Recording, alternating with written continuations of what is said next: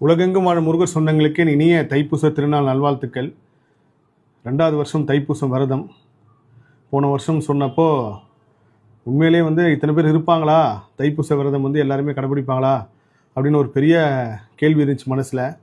இதை சொல்லலாமா அப்படின்னு முருகர்கிட்ட எழுதி போட்டு உத்தரவு கேட்குறப்போ சொல்லலான்னு ஐபிசி பக்தி சேனலில் சொன்னேன். போன வருஷம் ஒரு 1 லட்சம் பேர் இருந்தாங்கன்னா இந்த வாட்டி ஒரு 5 லட்சம் பேர் இருக்காங்க. 48 நாள் விரதம் ஒரு பெரிய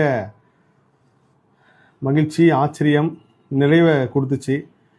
யூடியூப், சோஷியல் மீடியா, இன்ஸ்டாகிராம் எங்கே ஓப்பன் பண்ணாலும் தைப்பூச காணொலிகள் நிறைய காணொலிகள் பார்த்தா நிறைய முருகர் பக்தர்கள், முருகர் சொந்தங்கள் ஒவ்வொருத்தரும் அவங்களுக்கு தெரிஞ்ச விஷயத்தை பதிவு பண்ணியிருந்தாங்க.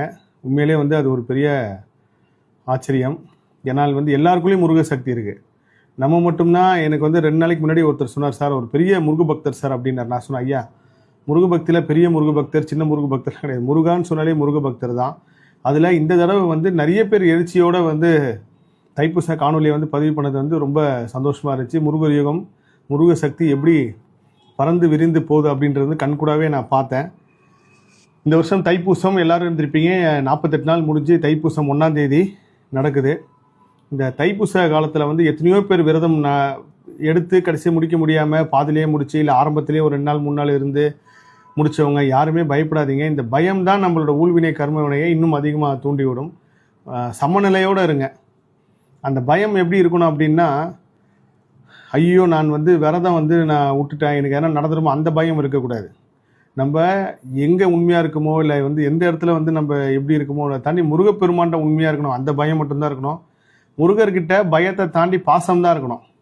நீங்கள் பாசத்தால் ஈஸியாக முருகரை வர வச்சிடலாம். நீங்கள் பய உணர்வு உங்கள் வரப்போ அது நல்ல சக்தியாக இருந்தாலும் சரி, கெட்ட சக்தியாக இருந்தாலும் சரி, வேறு விதமாக வேலை செய்யும். ஸோ இந்த விரதம் முடிக்க முடியாதவங்க, விரதத்தை பாதியிலே விட்டவங்க யாருமே பயப்படாதீங்க. இதனோட தாழ்மையான வேண்டுகோள். இந்த வருஷம் விரதம் இருந்தவங்க கண்டிப்பாக அடுத்த வருஷம் நன்றி சொல்கிறதுக்கு விரதம் இருப்பீங்க.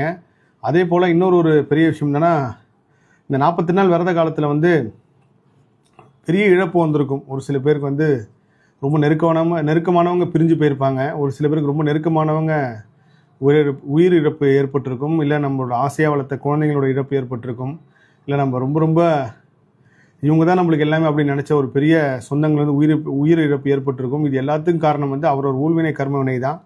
இதை நம்ம தைப்பூச விரதத்தோடு சம்மந்தப்படுத்தி, ஐயோ முருகர் என்னை சோதிச்சிட்டாரு, முருகர் என்னை காப்பாற்றலை, முருகர் என்னை இப்படி கைவிட்டுட்டார் அப்படின்னு நினைக்காதீங்க.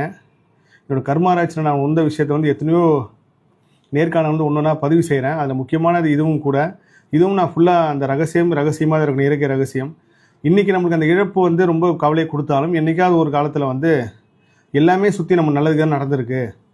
அந்த இழப்பு வரலன்னா இந்த மாதிரி நடந்திருக்கும் அப்படின்றதையும் நம்மளுக்கு காலம் ஒரு நாள் உணர்த்தும்.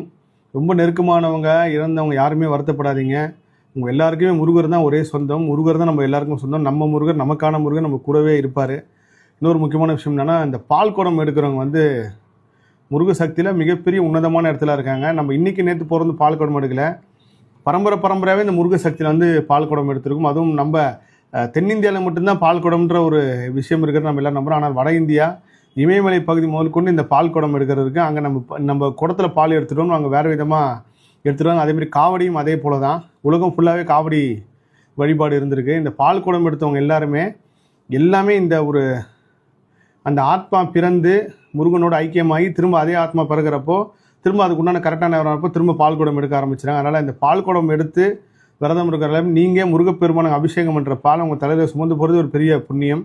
அப்படிப்பட்ட வரம் பெற்றவர்கள் நீங்கள் எல்லாருக்குமே என் மனமார்ந்த வாழ்த்துக்கள். நம்ம இந்த வருஷம் நான்வெஜ் சாப்பிடாமல் இருந்தோம். போன வருஷம் நான்வெஜ் சாப்பிடாமல் இருந்தோம். இன்னும் ஒரு படி உயர்ந்து நம்ம முருகனோட ஐக்கியமாக முருகருக்காக இதை செய்யலாம் அதை செய்யலாம் அப்படின்னு நமக்குள்ளே ஒரு மனசு தோணும். அதில் முக்கியமான ஒரு உன்னதமான விஷயம் பால் குடம் எடுக்கிறது. யாராவது விரதத்தை இன்கம்ப்ளீட் பண்ணிட்டீங்க, என்னால் முழுசாக முடிக்க முடியுன்றவங்க அடுத்த வருஷம் பால் குடம் இருக்குன்னு வேண்டிக்கிங்க. அது இன்னும் உங்களோட ஊழ்வினை கர்மவினை மாற்றி கந்த பெருமானோடு நம்ம ஐக்கியமாகிறதுக்கு ஒரு பெரிய பாலம் அமையும். இன்னொரு விஷயம்னா, எல்லா கோயிலும் நாளைக்கு கூட்டமாக இருக்கும். தைப்பூசத்துக்கு எல்லா இடத்துலையுமே பயங்கர கூட்டம் இருக்கும். குழந்தைங்களை கூட்டு போய் கவனமாக கூட்டு போங்க. தைப்பூசம் ரொம்ப மன நிறைவாக நடந்திருக்குன்னு தான் சொல்லணும். நாளைக்கு 1ஆம் தேதி சோஷியல் மீடியா ஓப்பன் பண்ணாலே எல்லா இடத்துலையுமே முருகர் இருப்பார். தூணிலும் இருப்பார், துருமிலும் இருப்பார், எல்லா சோஷியல் மீடியாலும் இருப்பார்ன்றது இந்த கலியுகத்தோட நியதி. இன்னும் முருக சக்தி அதிகம் தான் அவங்க தவிர கண்டிப்பாக கம்மியாகாது. மீண்டும் ஒரு முறை தைப்பூச திருநாள் நல்வாழ்த்துக்கள். எல்லா புகழும் முருகனுக்கே. நன்றி.